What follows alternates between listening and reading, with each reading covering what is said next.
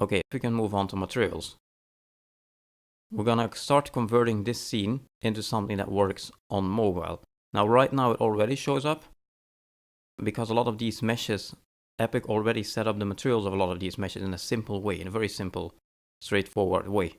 So while most of these meshes and materials are already set up, we're gonna improve them further. And while we're at it, for example, the glass here is totally not set up for mobile, so we should do this from scratch. The water is not set up as well. So we're gonna go through and set up all of this in the material editor. I started out with a start package. I renamed it temporarily to start vid, which is the one I'm going to be modifying just for the case of not modifying my original package. In your case, you can probably just work with the original package and just make sure you have a backup of the first version somewhere, saved somewhere. I can also explain why I duplicated Epic's textures, because all of the textures here in the texture package actually come from the standard Unreal Tournament packages here, come from somewhere in here. And I did that because I found out that all of the textures were actually incorrectly saved by Epic. They didn't work on an iOS device, and there's something corrupted about them. And since I can't resave Epic's packages, I can't resave things like this, what I ended up doing was exporting all of these and then importing them again in my own package and then properly converting them to PVRTC, because that was missing with the original textures. So that's the only reason why this video is supplied with basically a duplicate of the original textures. These are compressed in a different format. Anyhow, in the start package, we then have all of the materials that are assigned to the level. So all of these meshes here, you can see in the properties here, there's a section called materials. What I did was I assigned my own material to all of these meshes. So these are all the materials used on all the meshes in this level. And I had to do that because I'm now using my own textures here. So I duplicated Epic's materials and simply reassigned my own textures to those. Plus, this makes it easier for you to modify the materials because you all have them all in one single place. Plus, on top of that, you wouldn't want to modify Epic's packages anyway. So we're going to work with all of these materials. We can start, for example, with the pillars because they're quite obvious and quite large. So let's have a look at what material is assigned to these pillars. Look up material in here and you will find something called materials. I'll press the magnify glass and that highlights the material in the content browser. So it's this material that's used by the pillar. Let's open that up.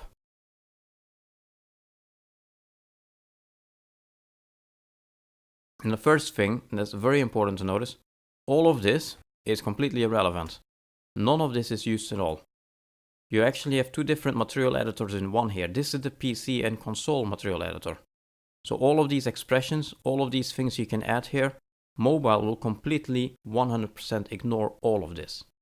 The only thing mobile cares about is at the bottom here. If you click in empty space here, you get the main properties of the material.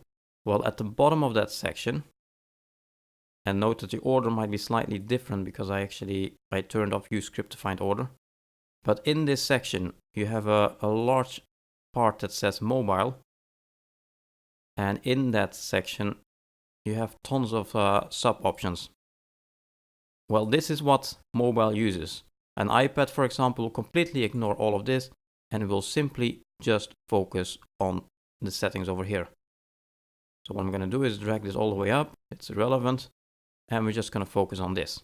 Here you can see mobile-based texture. This is the diffuse texture used by that material. So this is what shows up on mobile. And you can see that currently points to this texture.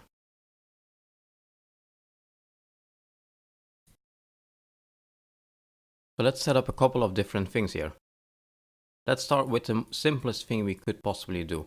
So on PC, what you might be doing is the following. Perhaps you would multiply a texture with a color in order to recolor it.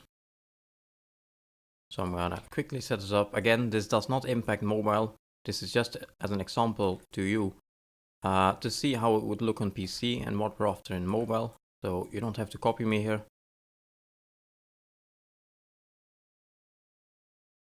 So let's say that if you simply have the diffuse texture, which is this one, multiplied by a color and connected to diffuse, well, then it would become red, for example. So now I made it red, I make it green or yellow, sorry, etc. So this would allow me to recolor it. Well, let's say we want to do the same kind of thing in mobile. And I know I said earlier that I never use the mobile emulation feature.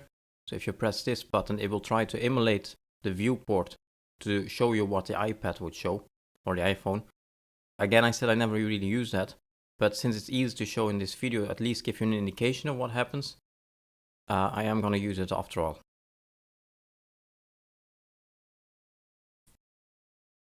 And then you can see here, this is now with mobile emulation turned on. The texture is not red or yellow at all. Again, because it ignores this. You can also see that if you were to remove the mobile base texture, the texture goes blank. Okay, so now we're going to color the base texture over here, and you can do that through color blending and then enable use mobile uniform color multiply. If you enable that checkbox, then this color is multiplied with the diffuse texture. Then this does the same as this setup over here. So now I can set the color to yellow, for example. And it does kind of the same thing. It's kind of dark, but it's the same idea.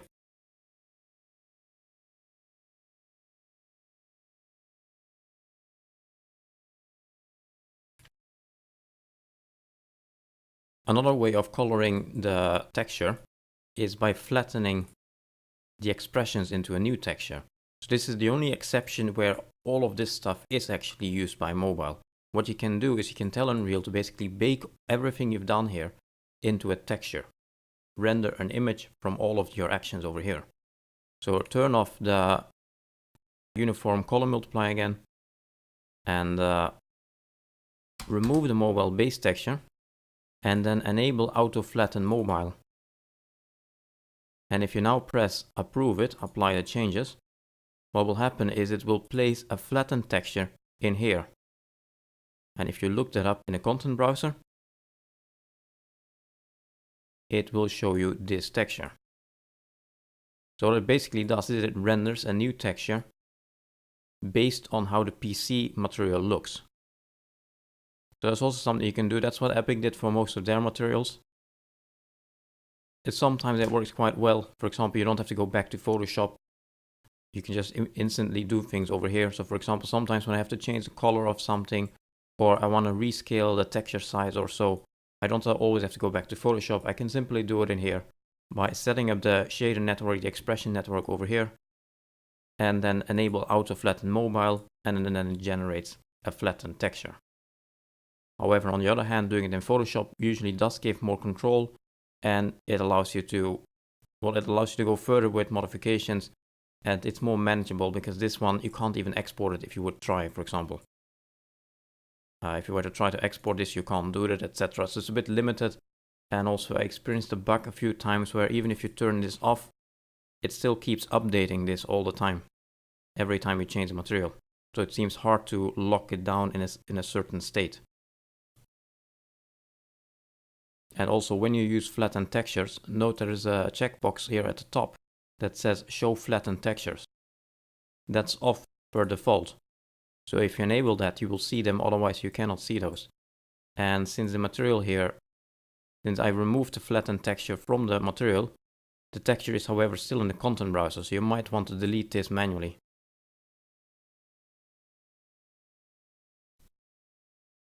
So this is the texture of a lamp, and we would very much so like this to glow up, which it currently does not. You can see it's black. Well, you can do that by using the emissive part of the mobile section over here. Here it says mobile emissive texture. Well, if we assign the emissive texture over there, and if you go to the texture package, you can see that is this one, the black and white image with the shape of the lamps on it.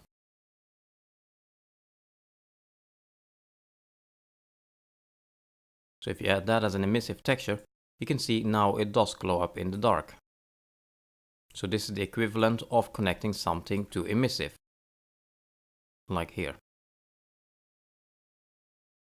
Also, it's actually blue on PC, because you can see here on PC what happened. It's a fairly large setup, but what pretty much happened is they multiply a blue color with a texture, so it becomes blue over here. We can do the same thing again on mobile as well. We can, for example, use mobile emissive color. Let me make it red for a moment so it's quite obvious. And now the lamp is red. So I'm going to set it to blue because that's what the original texture was. Something like that, maybe a bit whiter, more desaturated. Like so.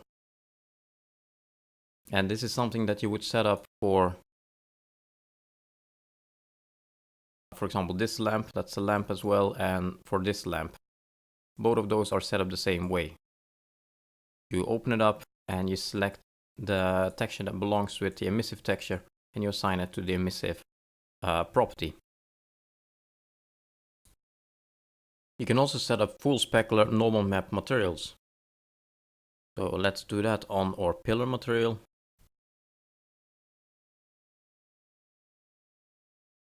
First of all, we have a property here, normal texture. So let's assign the normal map there. Is that I'm looking for Babel. It's called Babel Spire, so it immediately shows up. So that goes there. I can see it still doesn't show up. But if I were to enable Specular here and enable use mobile Specular and then use mobile pixel Specular, makes it more accurate. Then you can see I get a normal mapped specularish material, and it will show up about like this on mobile as well. So this is the emulator, but this part is fairly accurate on mobile. Will look pretty much the same on mobile. You can also use specular power here. If you make it a smaller number, the specular gets wider and therefore also brighter.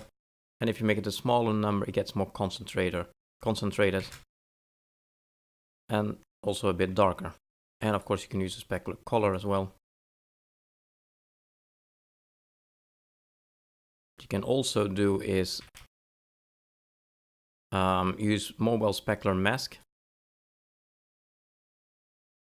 And then it allows you, for example, to say diffuse red. So now the specular will only show up on those parts that are red in the texture. You can also assign your own specular mask map this way. If you were to select mask texture RGB, red, green, blue, or alpha, then it would use the mask texture, one of those channels in the mask texture. So let's take mask texture RGB. And then we have no mask texture assigned, so nothing shows up. So let's go to the masking part here. Here it says mobile mask texture, and then assign something there. Assign, for example, the specular texture there. Or in my case, since I'm just going to do this as a test, I'm going to assign this window mask map here.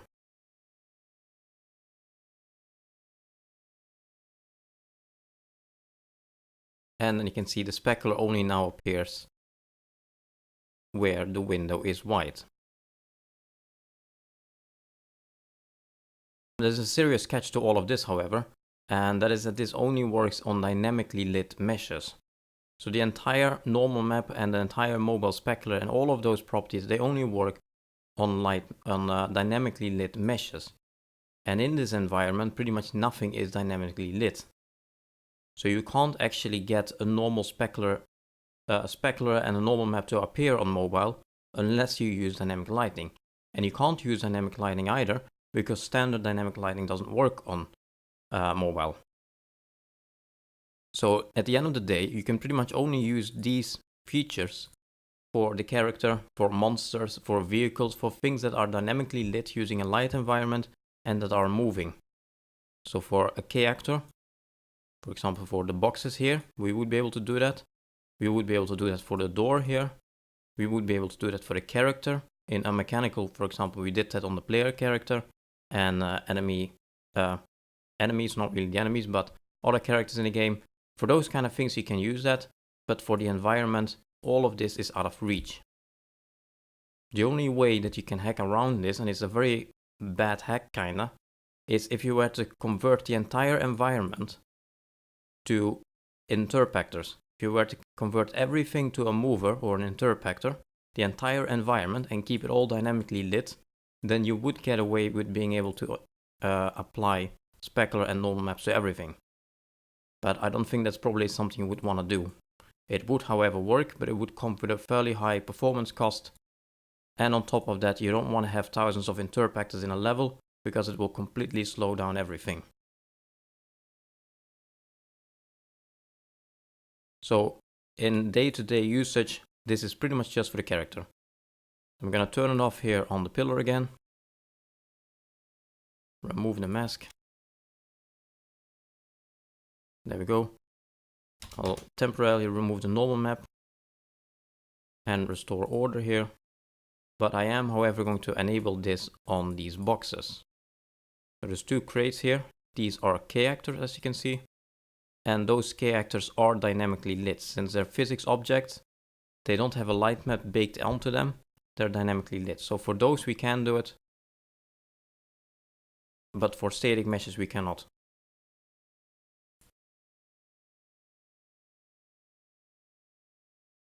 So if you take a look at the material for the boxes, the crates, it's called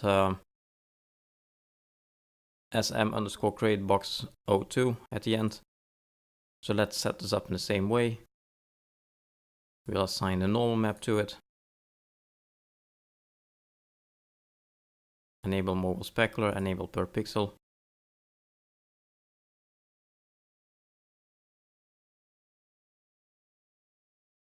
I'll leave the color and the power as is. I will set this to diffuse red, however. Or if you would wish, you could make your own specular texture. But this is a simple way without having to add a third texture to it, save some memory, and it still makes it a bit more complex. By multiplying the specular basically with the red channel of the diffuse. And this will work for the boxes. So for the environment, we can't use these things. We can't use specular and normal map, but we'd still like to have those kind of features, because just having diffuse would make it really too simple. So what I managed to do on Unmechanical is I managed to find a workaround that still allows you to have normal maps and some form of specular, but at almost no performance cost whatsoever, and it also works with light map meshes. And the way I did that is by using an environment map multiplied with a normal map. I can show you that on, so the crates are done. I can show you that, for example, again back on the pillar over here. So go back to the pillar.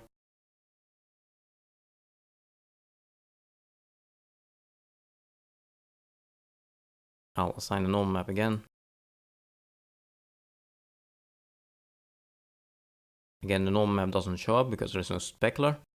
But if you now were to add an environment map to this, then the normal map would suddenly show up. Because on mobile, the environment map automatically multiplies with the normal map. And it's that part that I'm abusing to get it to feel more next gen, if you want to call it like that. So if you go to the section environment, here it says mobile environment texture. And if you look in the start package, and then you have something called reflection_D. This is the reflection texture. That's pretty much just a blurry bluish texture, and it shouldn't even be blue.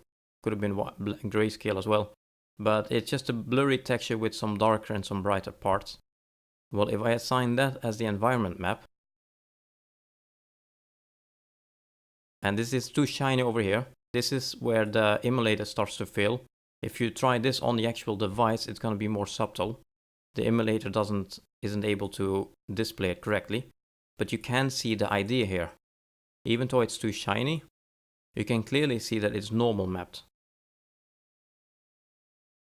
And that it's a bit more, it feels a bit specularity-ish.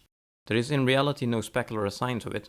It's actually the environment map that moves over the surface, but it kind of gives the same kind of feeling as specular. And this comes at almost no performance cost whatsoever. This is very, very light to render.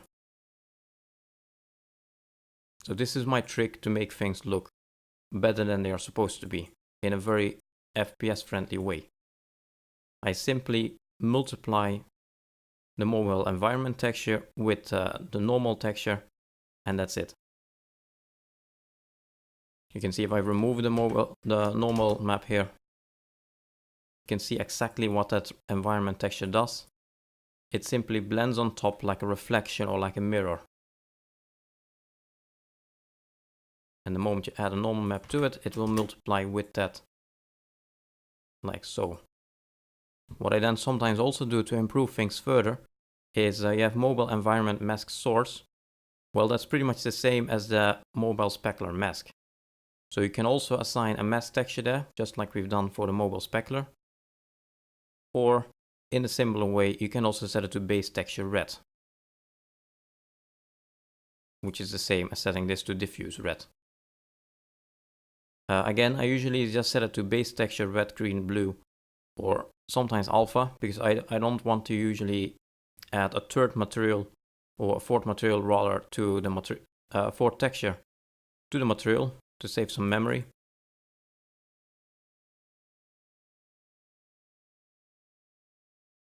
So I tend to simply add it to base texture red, green, or blue, depending on what the most common color is in the texture. And what you get out of that eventually is a more sophisticated look. With some small highlights moving over the metal, normal map is taken into account. It looks a lot more fancy, as you can see.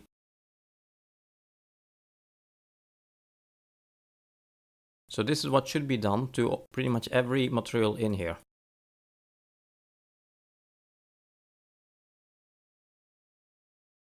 If you look at my finished package, which has all of that, every single material, except for the crate, has a setup like that. If you open one of these, for example, base texture, normal texture, environment texture, and the mask is set to base texture red, and then I've tweaked the amount of it as well. So this is how powerful it is. I've brought them up to 4, 3, 2, 1, kind of depend on how it should look. And that's pretty much it. So you should now go through and set this everywhere true. Set these three things, these three textures true. Set the mask source to base texture red, green, or blue, and set the environment amount. Similarly to what I've done over here. Also, the window here is a good example of how that would work. So you have a material here with a window. Can quickly set it up again for that one.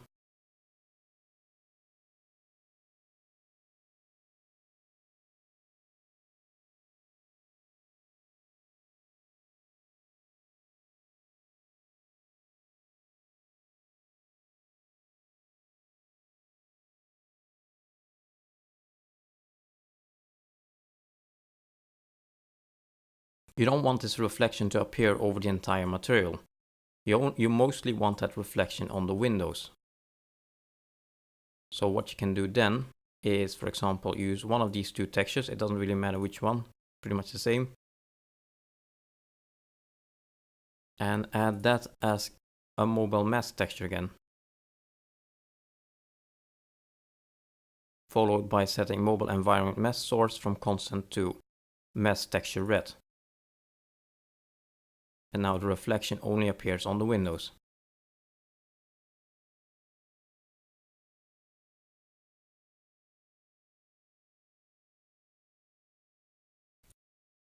Creating glass works much in the same way.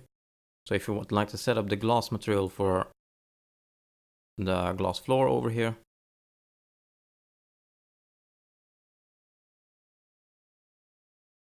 you can open the glass material. And you can see it doesn't even have a mobile base texture assigned. So what we can do is simply assign a flat color. For example, glass here. It's nothing more but a flatly colored 64 by 64 texture. That's all it is. I'm going to assign that as mobile based texture. And it should be noticed here that it automatically goes transparent now. So the material as a whole has been set to translucent, but by applying the mobile based texture, it automatically goes transparent. And that is because by default, the mobile material system will automatically use the alpha map that can be found in the texture. So this texture has an alpha embedded into it. The mobile material system automatically finds that alpha and automatically begins to use that for translucency. So now I have a gray transparent layer pretty much. If I now assign the environment map in a similar way,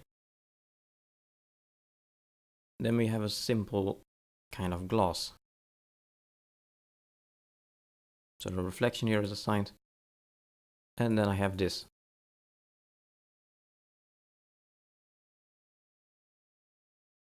Again, that's pretty much it. You can tweak the amount a bit.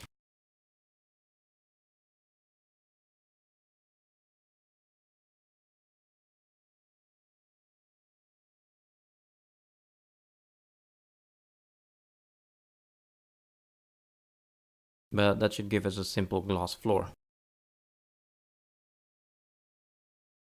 Another thing you can do here is use Fresnel or rim lighting.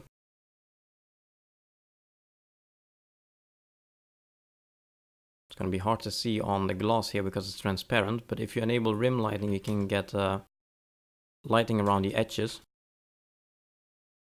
It'll temporarily take away the translucent render state. A bit more obvious.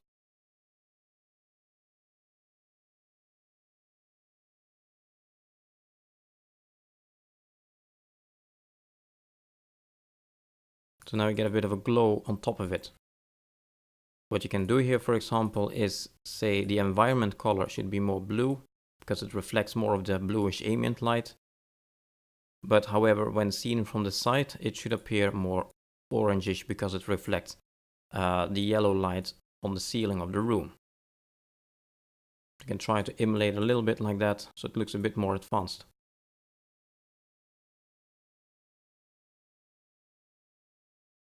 It's one possible use.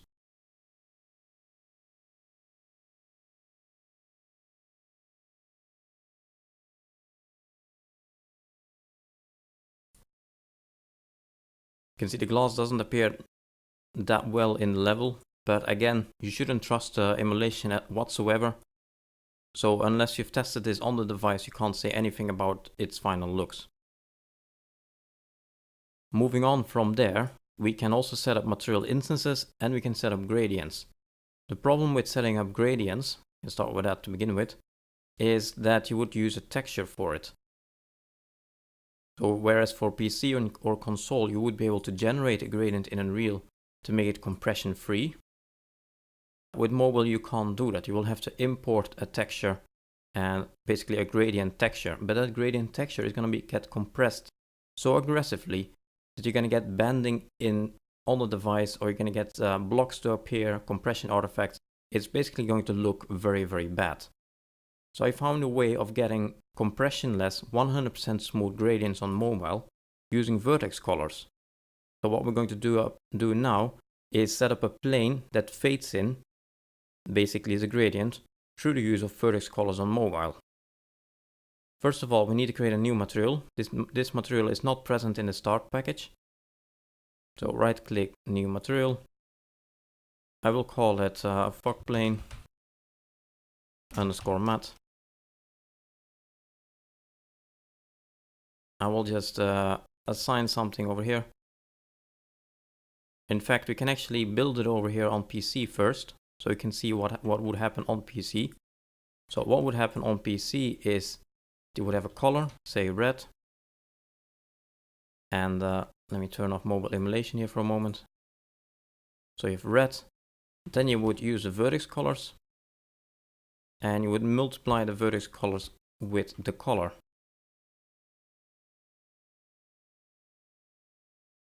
Like so. It appears the same over here still. Then we will set the material to be additive. And it's unlit. And actually it's two-sided because you would like to see it from both sides. What we want to make is a plane, for example, a cloud. And it should be seen from both sides and it should fade in. So now I have this. What happens here is when it's additive, every black pixel will disappear. It will only show pixels that are not black. So it multiplies the color with the vertex color. If the vertex color is white, it's white times red is still red, because white is basically 1. So 1 times red is still 1. However, if this is black, 0, then it's 0. And 0 times red is 0. Therefore, everywhere where the vertices are black, where there's black vertex color applied, this will be invisible, and on other places the red color will come through. This kind of setup we will build with the mobile section here at the bottom as well.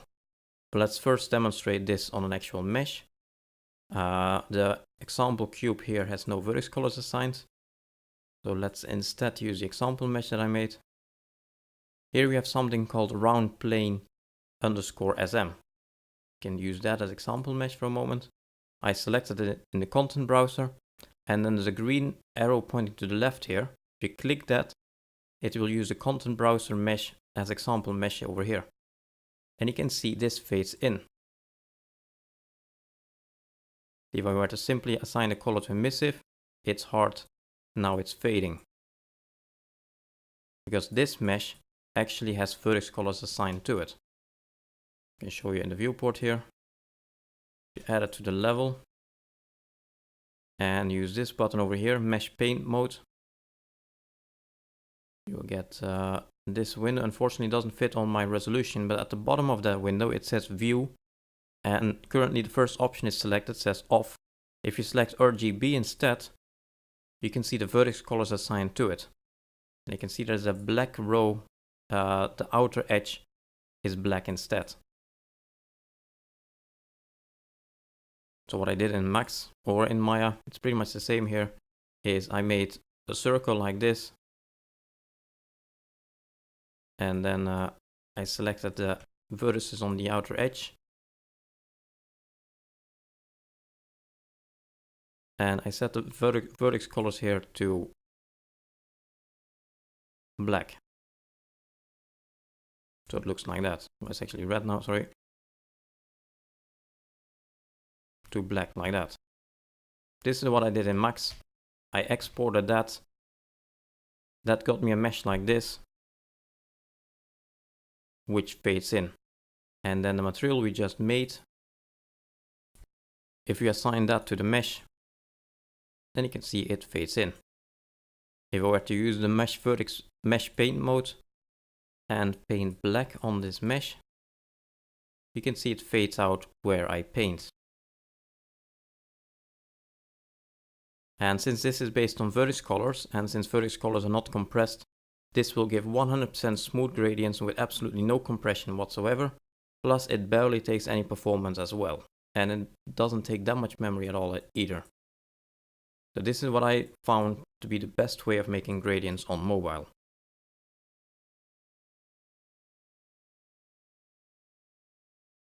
So what we just did here was a PC setup. We can now do the same thing for mobile.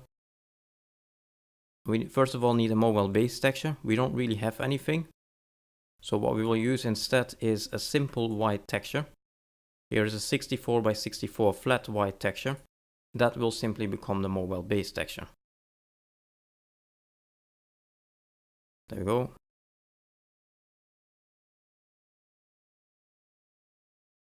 Then to color it, because we would like to have it red or whatever other color, we will set color blending like we've done as first example. Use mobile uniform color multiply, and then this allows us to set it to red.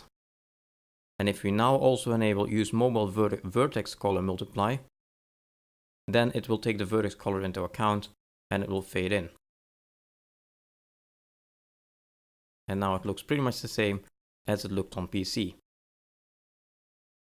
Plus we're able to actually paint on this and have it fade out or fade in. And this works on mobile as well.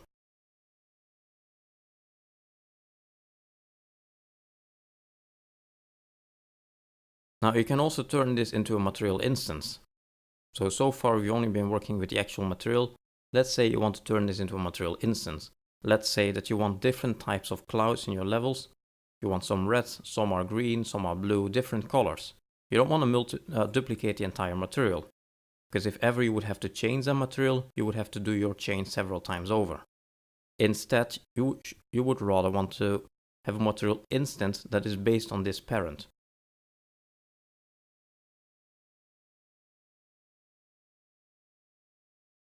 If you right click the fog plane underscore material and you choose create new material instance, pretty much the same as on PC,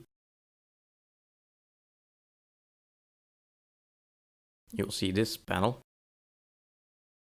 Now you can see here there is no PC parameter groups, but there is a section now called mobile parameter groups.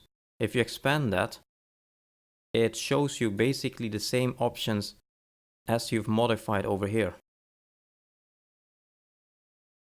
So in an instance, it automatically shows all the properties that you modify in the mobile section of the material, and a couple of standard ones. So if you now go to that section and we say, for example, color blending, then we can see here we have mobile default uniform color. Well, that property represents this one. So now I can make the instance, for example, I can enable that and then set the color to green. Can use the same mesh as example, so it's obvious that it fades as well. So now I have a green gradient and I have a red gradient over here. And this material instance is based on this material. So that also works on mobile. What we want to use this for in the level here is we want to replace the fog. So you can see here on PC and when the viewport is set to PC, there is fog below here, meant to create this gloomy yellow glow here when you look into these fan holes.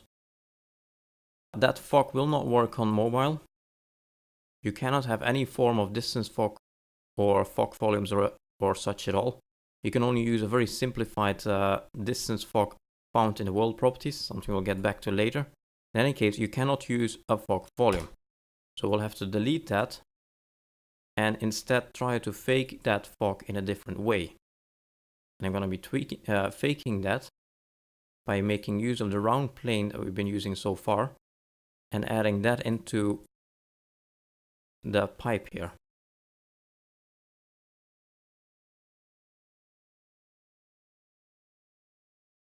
Like so.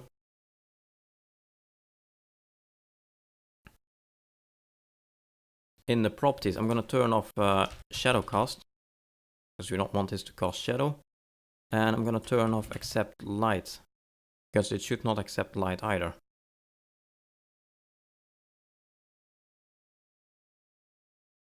And then I'll assign the material instance.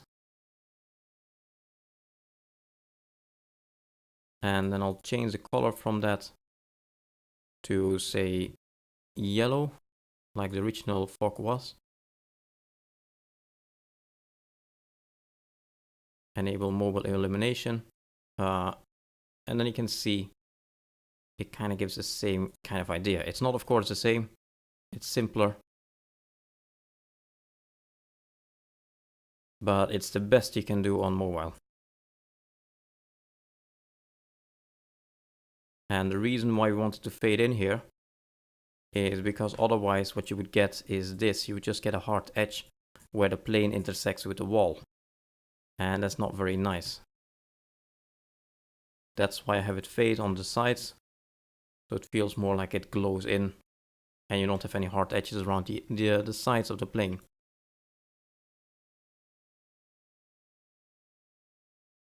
Gonna duplicate this to the other one as well.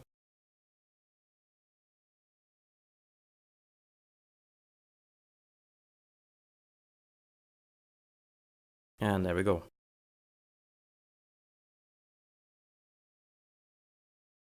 Then lastly, we have the water left. So in these pools on the sides of the level, there is supposed to be water. We have a water material prepared here. I'm gonna open that up. It has no mobile base texture assigned, so it currently shows the default texture. So let's assign this. This is the diffuse texture for water. It's a very gray, washed out, watery texture, tiling texture. Let's assign that as a mobile base texture. This is largely the same as the rest of the geometry. So a normal map multiplied with an environment texture, except that this has to be animated. So we use the normal texture here. That's assigned as a normal map for the water. Then we assign the environment texture, the reflection.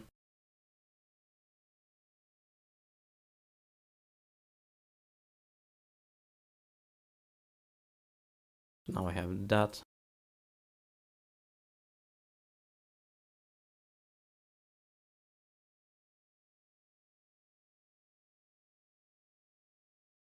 Sorry, I set it to emissive. Environment there. Now you can see you have this. It looks quite okay, so it doesn't really look like water yet. And then you can animate it. If you want to animate or scale textures on mobile, you will have to use this section texture transform at the bottom. And here you would have to enable on which one you would like to apply the transformations to. So I would like to apply the transformation to the normal texture, for example. And then you have a whole number of options over here. For example, you can have it pan.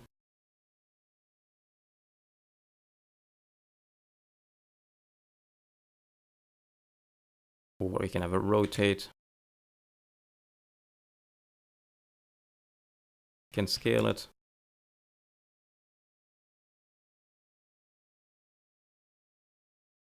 You can have it go back and forth in scale.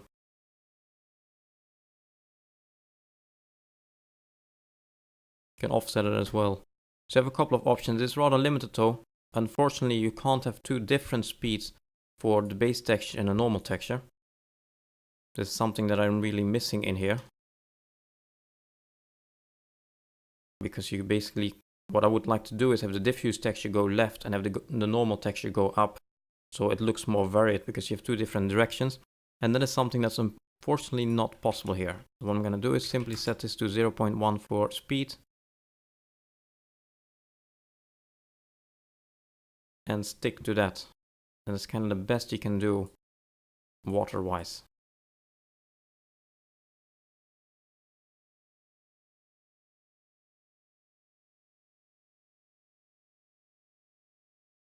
It really brightens out though, so I'm gonna, again, it's not entirely representative using the emulation feature, but I'm gonna bring environment down to say 0.4.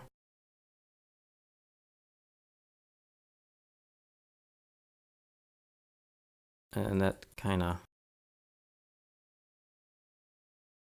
somewhat works. Again, you should test on the device to know how it really looks.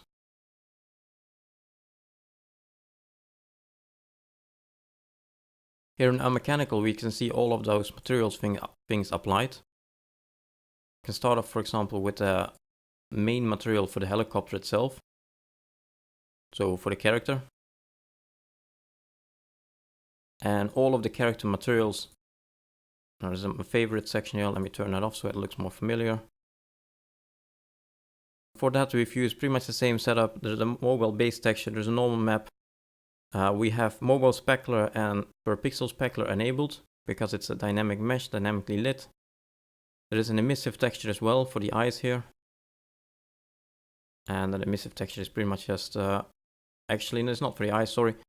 We applied a very dark one, a very dark version of the diffuse texture on top of it to give it a bit of an ambient glow so it never appears pitch black. So in order to have the character stand out a bit more from the environment. So you have that over here. We have rim lighting enabled on it. And we have a mobile mask texture which is used for the specular.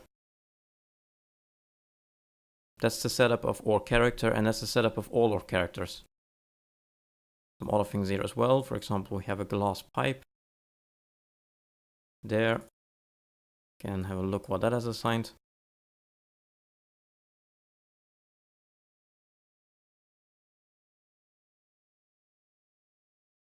So that has this assigned. It's a mobile base texture, which again is simply a gray texture. And there's an environment texture assigned with these settings. And that's it. Nothing else there. And of course the material as a whole is set to translucent.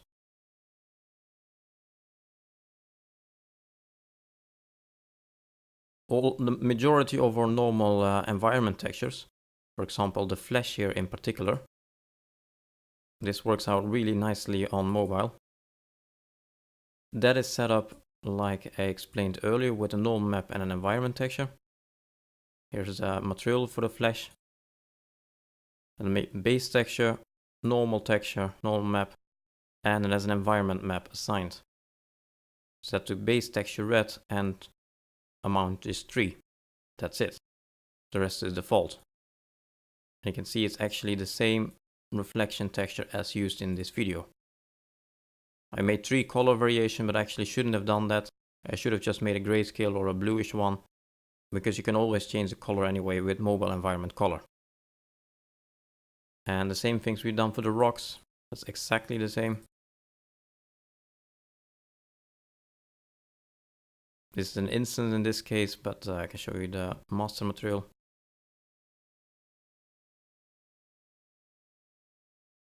It's exactly the same base texture, normal map, environment map assigned, and it does have a mask texture here as a spec map, but that's it.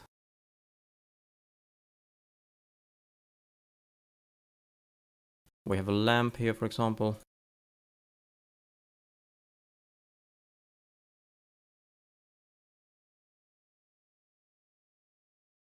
Sorry, that's the off version. Let's see where the on version is.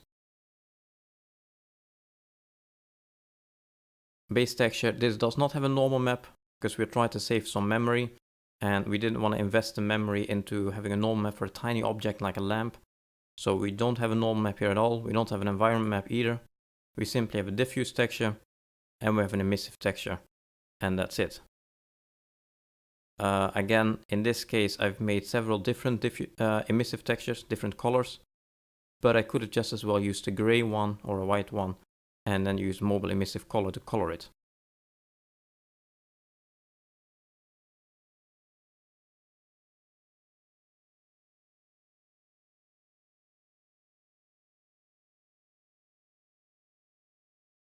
Also, we have fog planes in here, which are these.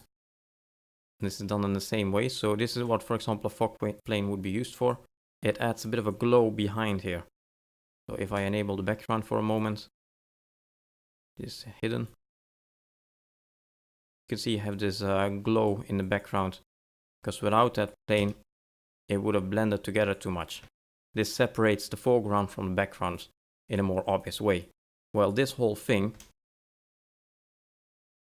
is basically vertex colors on a fairly high poly plane.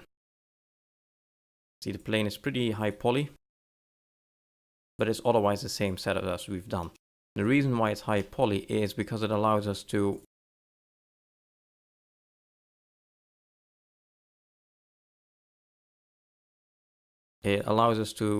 do more advanced painting.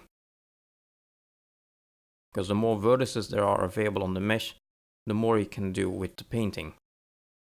And the reason why we have that is because sometimes you can see the plane intersect, and then you would like to have it fade out where it intersects with geometry. So the more vertices you have available, the more easy it is to have it fade out where it intersects. This is also something that we've done for the water, for example. Here we can see water. So the water is built up of several layers. There's a top layer, which is just the actual surface of water itself. And then we have 2 planes on the side. These 2 here is a material with rays coming down, like the rays you would see if you were to cut water in half if you would be able to. And then there's also simply a solid plane like this. It's just a translucent layer basically, just to give you a feeling that you're in a bluish substance. Likewise here. That's a fairly dense plane as well, as you can see. And it has been vertex colored. You can see it fades out a bit. Didn't work out that well everywhere, but the idea here was the same. Being able to fade out the plane by painting black. Like so. It's too obvious now. I should reduce the intensity of the brush some and have do more like this. And at the end of the day, you will quickly see the triangles, but it can help. This is not properly done, but this is the idea that we were after. Being able to paint in some of the surroundings into the meshes. For example, if you've done this in particular in the first level with a large body of water there.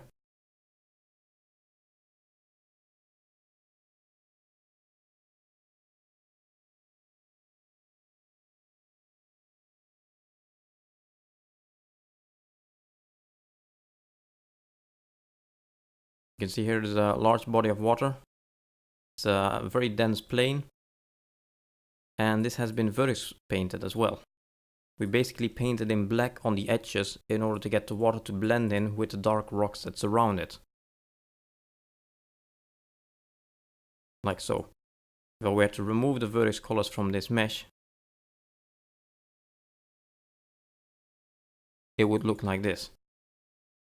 So in order to get it to blend in properly, we painted black vertex colors on the edges following the outlines of the rocks.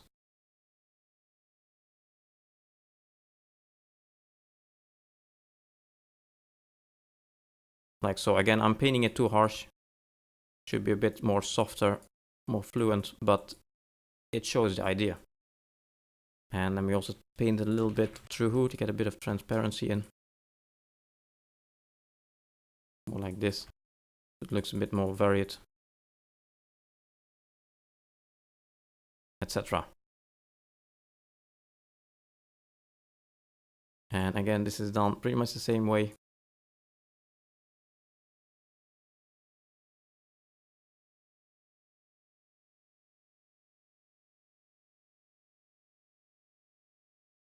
This is all water material. There is a base texture, normal texture, environment map. There's a mesh texture as well, which is used for